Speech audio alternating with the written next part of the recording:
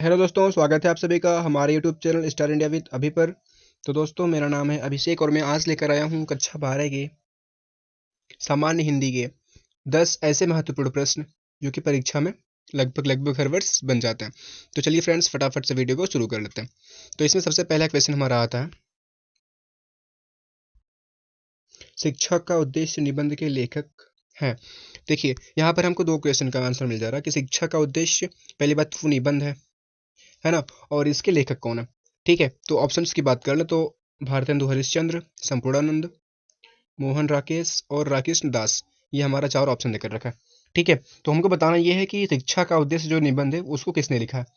तो ये option number B जो है वो सही हो जाएगा, यानी कि संपूर्णानंद इसके राइट आंसर होंगे।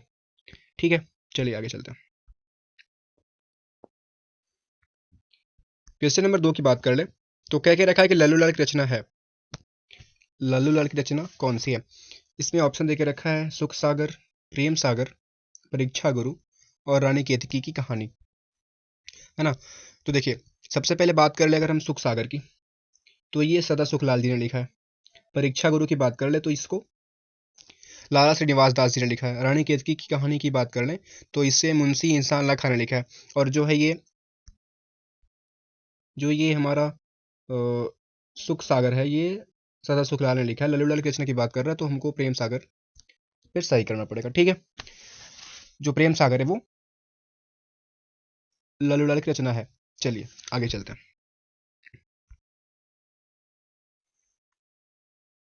अगला क्वेश्चन देख रखा है कि पर्दा कहानी के लेखक हैं। पर्दा कहानी के लेखक जो है हमारे यशपाल हो जाएंगे। ठीक है, चलिए क्वेश्चन अगला देखते हैं। अगला क्वेश्चन क्या रखा है कि आवारा मसीहा के रचनाकार हैं। तो आवारा मसीहा के रचनाकार जो हमारे विष्णु प्रभाकर हो जाएंगे। चलिए ठीक है, आगे देखते हैं। बाणभट्ट की आत्मकथा, बाणभट्ट की आत्मकथा बाणभट्ट की आत्मकथा के लेखक हैं।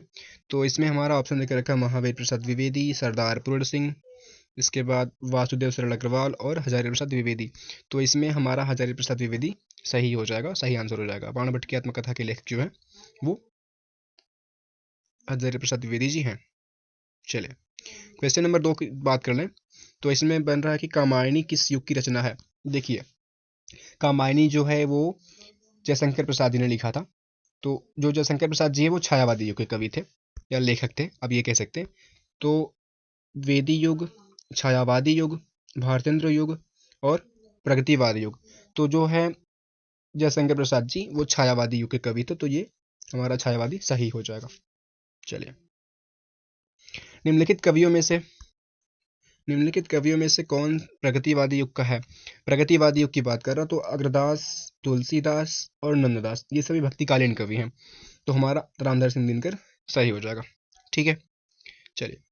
तार सप्तक का प्रकाशन वर्ष, तार सप्तक का प्रकाशन वर्ष है 1941, 1954, 1943, 1948। तो हमारा ऑप्शन नंबर दूसरा वाला 1943 सही हो जाएगा। चलिए अगले क्वेश्चन की बात कर ले तो द्विवेदी युग की रचना है, नहीं है। द्विवेदी युग की रचना नहीं। आप लोग ये ध्यान दीजिएगा, परीक्षा में नहीं करके भी बन जाता है कभी कभी। तो नहीं वर्ड ये छिपा रहता है, वो आंखों के सामने नहीं आता। तो हमको क्वेश्चन को बहुत ही ध्यानपूर्वक पढ़ना है। ठीक है, द्विवेदी युग की रचना नहीं है। प्री प्रवास, साकेत, भारत भारती और कामायनी। अभी अभी हमने बताया कि जो कामायनी है वो हमारा जो कामायनी है वो हमारा छायावाद युग की रचना है। ठीक है, चलिए आगे चलें तो इसमें दिया है कि निम्नलिखित में से कौन से कृत महाकाव्य नहीं है। महाकाव्य की बात कर रहे तो रामचरितमानस ये भी महाकाव्य है, साकेत ये भी महाकाव्य है, पद्मावत ये भी महाकाव्य है। तो ये मामा नहीं, यहाँ पर यामा होना चाहिए, है ना। यहाँ पर यामा होना चाहिए, ये यामा लिखा गया था ये। ठीक है, ध्यान दीजिएगा इसको, ये यामा जो कि महादेवी वर्मा ने इसको लिखा था और हमारा यही सही हो जाएगा। ठीक है, यही सही हो जाएगा। दोस्तों, आई होप कि आप लोगों को वीडियो अच्छा लगा होगा और जो मैं क्वेश्चन लाया हूँ वो भी अच्छा लगा होगा। अगर वीडियो अच्छी लगी हो तो वीडियो को लाइक कीजिए और चैनल को सब्सक्राइब कीजिए। Thank you.